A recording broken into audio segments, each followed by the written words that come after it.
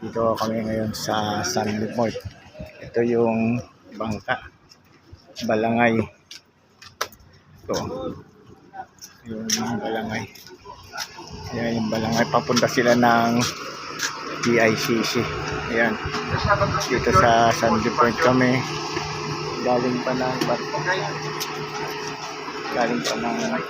Saan pa galing to, sir? Saan pa galing? Ano pa? Saan pa galing to, sir?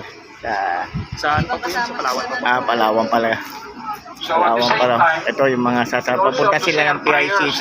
because every time we Ayan. depart and we arrive, kapon, hindi tayo nagsalit prayer, puto na tayo ng kainan. Ayan. Lord, we thank you that we safely made it here at San Point. We thank you, Lord, for the warm hospitality that the Philippine Coast Guard has welcomed us and their appointment. Oh Lord, this venture is a purely private initiative of people who believe that we should be there and show to everyone that boats like this have been into this water thousands of years ago.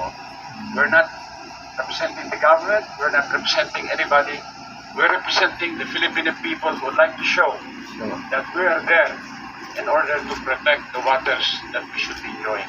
So Lord, thank you for all of this, thank you for the warm welcome, and we pray that you safely bring us to the next port, which is CCP, our final port destination.